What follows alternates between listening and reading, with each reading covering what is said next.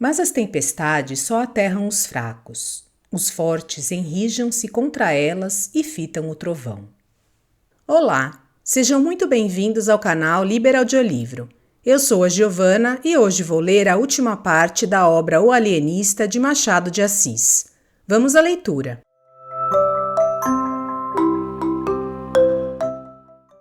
Décimo segundo, o final do parágrafo 4º. Apagaram-se as luminárias, reconstituíram-se as famílias, tudo parecia reposto nos antigos eixos. Reinava a ordem, a Câmara exercia outra vez o governo sem nenhuma pressão externa. O próprio presidente e o vereador Freitas tornaram aos seus lugares. O barbeiro Porfírio, ensinado pelos acontecimentos, tendo provado tudo, como o poeta disse de Napoleão, e mais alguma coisa, porque Napoleão não provou a Casa Verde, o barbeiro achou preferível a glória obscura da navalha e da tesoura às calamidades brilhantes do poder. Foi, é certo, processado. Mas a população da vila implorou a clemência de Sua Majestade, daí o perdão. João Pina foi absolvido, atendendo-se ao que ele derrocara um rebelde. Os cronistas pensam que deste fato é que nasceu o nosso adágio: ladrão que furta ladrão tem 100 anos de perdão. Adágio imoral é verdade, mas grandemente útil. Não só findaram as queixas contra o alienista, mas até nenhum ressentimento ficou dos atos que ele praticara.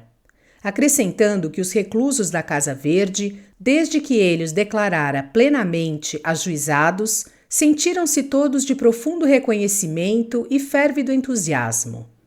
Muitos entenderam que o alienista merecia uma especial manifestação e deram-lhe um baile ao qual se seguiram outros bailes e jantares. Dizem as crônicas que Dona Evarista, a princípio, tivera ideia de separar-se do consorte, mas a dor de perder a companhia de tão grande homem venceu qualquer ressentimento de amor próprio, e o casal veio a ser ainda mais feliz do que antes. Não menos íntima ficou a amizade do alienista e do boticário. Este concluiu do ofício de Simão Bacamarte que a prudência é a primeira das virtudes em tempos de revolução, e apreciou muito a magnanimidade do alienista, que, ao dar-lhe a liberdade, estendeu-lhe a mão de amigo velho. É um grande homem, disse ele à mulher, referindo-se àquela circunstância. Não é preciso falar do Albardeiro, do Costa, do Coelho, do Martim Brito e outros, especialmente nomeados neste escrito. Basta dizer que puderam exercer livremente os seus hábitos anteriores. O próprio Martim Brito, recluso por um discurso em que louvara enfaticamente Dona Evarista, fez agora outro em honra do insigne médico, cujo altíssimo gênio, elevando as asas muito acima do sol, deixou abaixo de si todos os demais espíritos da terra. Agradeço as suas palavras, retorquiu-lhe o alienista, e ainda me não arrependo de o haver restituído a liberdade. Entretanto, a Câmara, que respondera ao ofício de Simão Bacamarte com a ressalva de que oportunamente estatuiria em relação ao final do parágrafo 4º, tratou enfim de legislar sobre ele. Foi adotada sem debate uma postura autorizando o alienista a agasalhar na Casa Verde as pessoas que se achassem no gozo do perfeito equilíbrio das faculdades mentais. E porque a experiência da Câmara tivesse sido dolorosa, estabeleceu ela a cláusula de que a autorização era provisória, limitada a 1 ano, para o fim de ser experimentada a nova teoria psicológica, podendo a Câmara, antes mesmo daquele prazo, mandar fechar a Casa Verde se a isso fosse aconselhada por motivos de ordem pública. O vereador Freitas propôs também a declaração de que em nenhum caso fossem os vereadores recolhidos ao asilo dos alienados.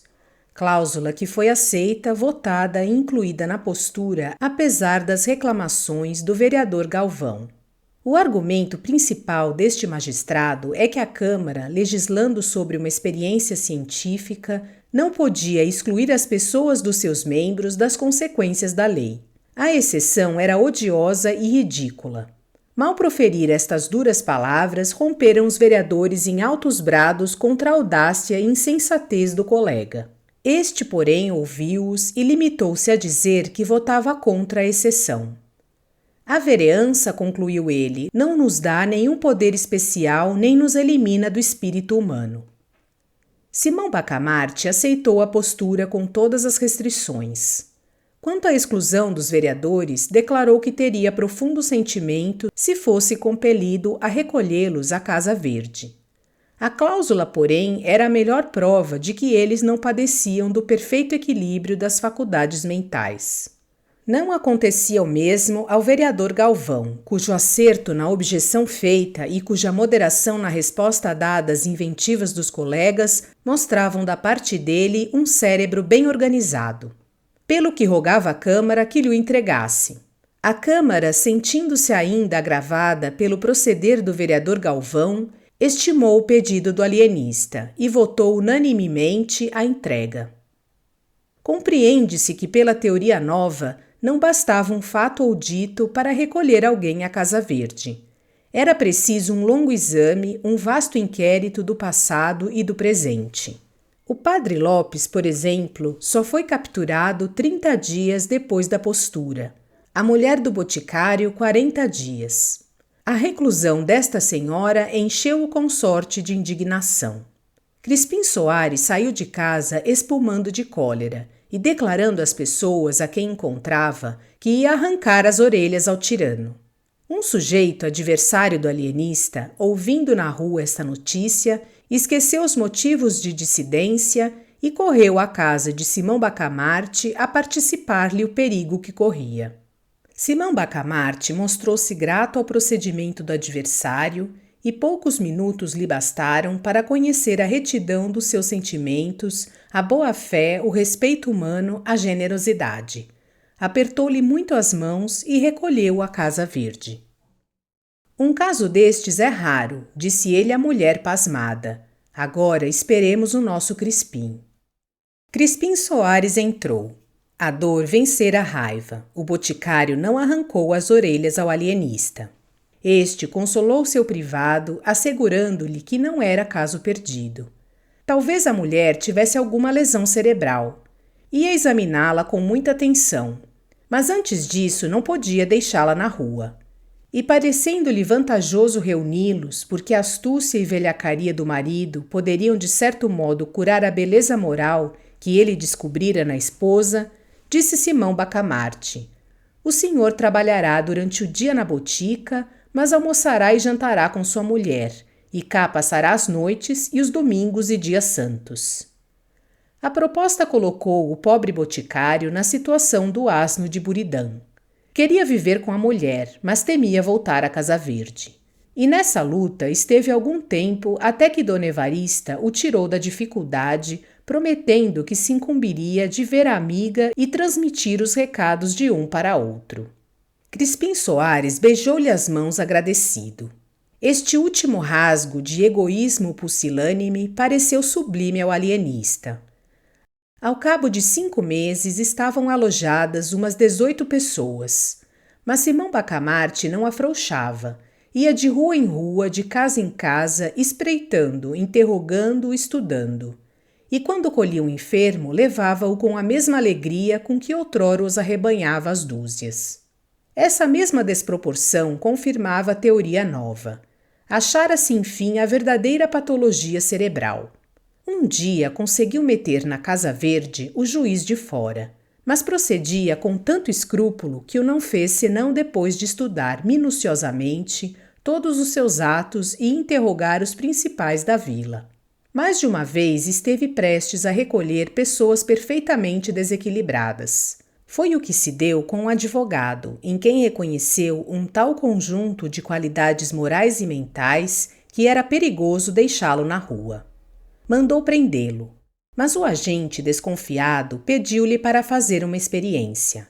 Foi ter com um compadre, demandado por um testamento falso, e deu-lhe de conselho que tomasse por advogado o Salustiano. Era o nome da pessoa em questão. Então parece-lhe, sem dúvida, vá, confesse tudo, a verdade inteira, seja qual for, e confie-lhe a causa. O homem foi ter com o advogado, confessou ter falsificado o testamento e acabou pedindo que lhe tomasse a causa. Não se negou advogado, estudou os papéis, arrazoou longamente e provou a todas as luzes que o testamento era mais que verdadeiro. A inocência do réu foi solenemente proclamada pelo juiz, e a herança passou-lhe às mãos. O distinto jurisconsulto deveu a esta experiência a liberdade. Mas nada escapa a um espírito original e penetrante. Simão Bacamarte, que desde algum tempo notava o zelo, a sagacidade, a paciência, a moderação daquele agente, reconheceu a habilidade e o tino com que ele levara a cabo uma experiência tão melindrosa e complicada e determinou recolhê-lo imediatamente à Casa Verde. Deu-lhe, todavia, um dos melhores cubículos. Os alienados foram alojados por classes. Fez-se uma galeria de modestos, isto é, dos loucos em quem predominava esta perfeição moral. Outra de tolerantes, outra de verídicos, outra de símplices, outra de leais, outra de magnânimos, outra de sagazes, outra de sinceros, etc. Naturalmente, as famílias e os amigos dos reclusos bradavam contra a teoria, e alguns tentaram compelir a Câmara a cassar a licença. A Câmara, porém, não esquecera a linguagem do vereador Galvão e, se cassasse a licença, vê-lo-ia na rua e restituído ao lugar, pelo que recusou. Simão Bacamarte oficiou aos vereadores não agradecendo, mas felicitando-os por esse ato de vingança pessoal. Desenganados da legalidade, alguns principais da vila recorreram secretamente ao barbeiro Porfírio e afiançaram-lhe todo o apoio de gente, dinheiro e influência na corte se ele se pusesse à testa de outro movimento contra a Câmara e o alienista. O barbeiro respondeu-lhes que não, que a ambição o levara da primeira vez a transgredir as leis, mas que ele se emendara reconhecendo o erro próprio e a pouca consistência da opinião dos seus mesmos sequazes. Que a Câmara entendera autorizar a nova experiência do alienista por 1 ano. Cumpria ou esperar o fim do prazo ou requerer ao vice-rei caso a mesma Câmara rejeitasse o pedido. Jamais aconselharia o emprego de um recurso que ele viu falhar em suas mãos, e isso a troco de mortes e ferimentos que seriam o seu eterno remorso. "O que é que me está dizendo?" perguntou o alienista quando um agente secreto lhe contou a conversação do barbeiro com os principais da vila. 2 dias depois, o barbeiro era recolhido à Casa Verde. "Preso por ter cão, preso por não ter cão", exclamou o infeliz. Chegou o fim do prazo, a Câmara autorizou um prazo suplementar de 6 meses para ensaio dos meios terapêuticos. O desfecho deste episódio da crônica itaguaiense é de tal ordem e tão inesperado que merecia nada menos de 10 capítulos de exposição. Mas contento-me com um, que será o remate da narrativa e um dos mais belos exemplos de convicção científica e abnegação humana. 13º, Plus Ultra. Era a vez da terapêutica. Simão Bacamarte, ativo e sagaz em descobrir enfermos, excedeu-se ainda na diligência e penetração com que principiou a tratá-los. Neste ponto, todos os cronistas estão de pleno acordo. O ilustre alienista fez curas pasmosas que excitaram a mais viva admiração em Itaguaí. Com efeito, era difícil imaginar mais racional sistema terapêutico. Estando os loucos divididos por classes, segundo a perfeição moral que em cada um deles excedia as outras, Simão Bacamarte cuidou em atacar de frente a qualidade predominante. Suponhamos o modesto. Ele aplicava a medicação que pudesse incutir-lhe o sentimento oposto, e não ia logo às doses máximas. Graduava-as conforme o estado, a idade, o temperamento, a posição social do enfermo. Às vezes bastava uma casaca, uma fita, uma cabeleira, uma bengala para restituir a razão ao alienado. Em outros casos, a moléstia era a mais rebelde. Recorria então aos anéis de brilhantes, às distinções honoríficas, etc. Houve um doente poeta que resistiu a tudo. Simão Bacamarte começava a desesperar da cura quando teve a ideia de mandar correr Matraca para o fim de o apregoar como um rival de Garção e de Píndaro. Foi um santo remédio, contava a mãe do infeliz a uma comadre. Foi um santo remédio. Outro doente, também modesto, opôs a mesma rebeldia à medicação. Mas não sendo escritor, mal sabia assinar o nome, não se lhe podia aplicar o remédio da matraca. Simão Bacamarte lembrou-se de pedir para ele o lugar de secretário da Academia dos Encobertos estabelecida em Itaguaí. Os lugares de presidente e secretários eram de nomeação régia, por especial graça do finado rei Dom João V, e implicavam o tratamento de excelência e o uso de uma placa de ouro no chapéu. O governo de Lisboa recusou o diploma, mas representando o alienista que o não pedia como prêmio honorífico ou distinção legítima e somente como um meio terapêutico para um caso difícil, o governo cedeu excepcionalmente à súplica. E ainda assim não o fez sem extraordinário esforço do ministro da Marinha e Ultramar, que vinha a ser primo do alienado. Foi outro santo remédio. Realmente é admirável, dizia-se nas ruas ao ver a expressão sadia e enfunada dos dois ex-dementes. Tal era o sistema. Imagina-se o resto. Cada beleza moral ou mental era atacada no ponto em que a perfeição parecia mais sólida, e o efeito era certo. Nem sempre era certo. Casos houve em que a qualidade predominante resistia a tudo. Então o alienista atacava a outra parte aplicando a terapêutica o método da estratégia militar, que toma uma fortaleza por um ponto se por outro não puder conseguir. No fim de 5 meses e meio estava vazia a Casa Verde, todos curados. O vereador Galvão, tão cruelmente afligido de moderação e equidade, teve a felicidade de perder um tio. Digo felicidade porque o tio deixou um testamento ambíguo e ele obteve uma boa interpretação, corrompendo os juízes e embaçando os outros herdeiros. A sinceridade do alienista manifestou-se nesse lance. Confessou ingenuamente que não teve parte na cura. Foi a simples vis medicatrix da natureza. Não aconteceu o mesmo com o padre Lopes. Sabendo o alienista que ele ignorava perfeitamente o hebraico e o grego, incumbiu-o de fazer uma análise crítica da versão dos 70. O padre aceitou a incumbência e em boa hora o fez. Ao cabo de 2 meses possuía um livro e a liberdade. Quanto à senhora do boticário, não ficou muito tempo na célula que lhe coube, e onde, aliás, lhe não faltaram carinhos. Por que é que o Crispim não vem visitar-me? Dizia ela todos os dias. Respondiam-lhe ora uma coisa, ora outra. Afinal, disseram-lhe a verdade inteira. A digna matrona não pôde conter a indignação e a vergonha. Nas explosões da cólera escaparam-lhe expressões soltas e vagas como estas. Tratante, velhaco, ingrato, um patife que tem feito casas à custa de ungüentos falsificados e podres. Ah, tratante! Simão Bacamarte advertiu que, ainda quando não fosse verdadeira a acusação contida nestas palavras, bastavam elas para mostrar que a excelente senhora estava enfim restituída ao perfeito desequilíbrio das faculdades, e prontamente lhe deu alta. Agora, se imaginais que o alienista ficou radiante ao ver sair o último hóspede da Casa Verde, mostrais com isso que ainda não conheceis o nosso homem. Plus ultra era a sua divisa. Não lhe bastava ter descoberto a teoria verdadeira da loucura. Não o contentava ter estabelecido em Itaguaí o reinado da razão. Plus ultra. Não ficou alegre, ficou preocupado, cogitativo. Alguma coisa lhe dizia que a teoria nova tinha em si mesmo outra e novíssima teoria.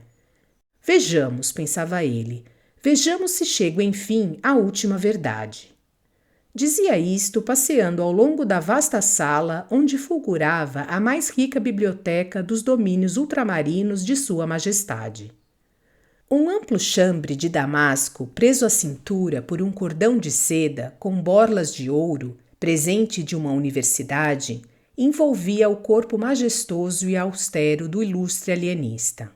A cabeleira cobria-lhe uma extensa e nobre calva adquirida nas cogitações cotidianas da ciência. Os pés, não delgados e femininos, não graúdos e mariolas, mas proporcionados ao vulto, eram resguardados por um par de sapatos cujas fivelas não passavam de simples e modesto latão. Vede a diferença. Só se lhe notava luxo naquilo que era de origem científica. O que propriamente vinha dele trazia a cor da moderação e da singeleza, virtudes tão ajustadas à pessoa de um sábio. Era assim que ele ia, o grande alienista, de um cabo a outro da vasta biblioteca, metido em si mesmo, estranho a todas as coisas que não fosse o tenebroso problema da patologia cerebral. Súbito parou. Em pé diante de uma janela, com o cotovelo esquerdo apoiado na mão direita aberta e o queixo na mão esquerda fechada, perguntou ele a si: Mas deveras estariam eles doidos e foram curados por mim? Ou o que pareceu cura não foi mais do que a descoberta do perfeito desequilíbrio do cérebro? E cavando por aí abaixo, eis o resultado a que chegou. Os cérebros bem organizados que ele acabava de curar eram tão desequilibrados como os outros. Sim, dizia ele consigo, eu não posso ter a pretensão de haver-lhes incutido um sentimento ou uma faculdade nova. Uma e outra coisa existiam no estado latente, mas existiam. Chegado a esta conclusão, o ilustre alienista teve duas sensações contrárias, uma de gozo, outra de abatimento. A de gozo foi por ver que, ao cabo de longas e pacientes investigações, constantes trabalhos, luta ingente com o povo, podia afirmar esta verdade: não havia loucos em Itaguaí. Itaguaí não possuía um só mentecapto. Mas tão depressa esta ideia lhe refrescara a alma, outra apareceu que neutralizou o primeiro efeito. Foi a ideia da dúvida. Pois que Itaguaí não possuiria um único cérebro consertado? Esta conclusão tão absoluta não seria por isso mesmo errônea e não vinha, portanto, destruir o largo e majestoso edifício da nova doutrina psicológica? A aflição do egrégio Simão Bacamarte é definida pelos cronistas itaguaienses como uma das mais medonhas tempestades morais que tem desabado sobre o homem. Mas as tempestades só aterram os fracos. Os fortes enrijam-se contra elas e fitam o trovão. 20 minutos depois, alumiou-se a fisionomia do alienista de uma suave claridade. Sim, há de ser isso, pensou ele. Isso é isto. Simão Bacamarte achou em si os característicos do perfeito equilíbrio mental e moral. Pareceu-lhe que possuía a sagacidade, a paciência, a perseverança, a tolerância, a veracidade, o vigor moral, a lealdade, todas as qualidades, enfim, que podem formar um acabado mentecapto. Duvidou logo, é certo, e chegou mesmo a concluir que era ilusão. Mas, sendo homem prudente, resolveu convocar um conselho de amigos, a quem interrogou com franqueza. A opinião foi afirmativa. Nenhum defeito? Nenhum, disse em coro a assembleia. Nenhum vício? Nada. Tudo perfeito? Tudo. Não, impossível, bradou o alienista. Digo que não sinto em mim essa superioridade que acabo de ver definir com tanta magnificência. A simpatia é que vos faz falar. Estudo-me e nada acho que justifique os excessos da vossa bondade. A assembleia insistiu. O alienista resistiu. Finalmente, o padre Lopes explicou tudo com este conceito digno de um observador. Sabe a razão por que não vê as suas elevadas qualidades que, aliás, todos nós admiramos? É porque tem ainda uma qualidade que realça as outras, a modéstia. Era decisivo. Simão Bacamarte curvou a cabeça, juntamente alegre e triste, e ainda mais alegre do que triste. Ato contínuo, recolheu-se à Casa Verde. Em vão, a mulher e os amigos lhe disseram que ficasse, que estava perfeitamente são e equilibrado. Nem rogos, nem sugestões, nem lágrimas o detiveram um só instante. A questão é científica, dizia ele. Trata-se de uma doutrina nova, cujo primeiro exemplo sou eu. Reúno em mim mesmo a teoria e a prática. Simão, Simão, meu amor, dizia-lhe a esposa com o rosto lavado em lágrimas. Mas o ilustre médico, com os olhos acesos da convicção científica, trancou os ouvidos à saudade da mulher e brandamente a repeliu. Fechada a porta da Casa Verde, entregou-se ao estudo e à cura de si mesmo. Dizem os cronistas que ele morreu dali a 17 meses, no mesmo estado em que entrou, sem ter podido alcançar nada. Alguns chegam ao ponto de conjecturar que nunca houve outro louco além dele em Itaguaí. Mas esta opinião fundada em um boato que correu desde que o alienista expirou não tem outra prova senão o boato. E boato duvidoso, pois é atribuído ao padre Lopes, que com tanto fogo realçara as qualidades do grande homem. Seja como for, efetuou-se o enterro com muita pompa e rara solenidade. Desejo que tenham gostado da leitura da obra O Alienista, do escritor Machado de Assis. Obrigada por sua companhia e até a próxima.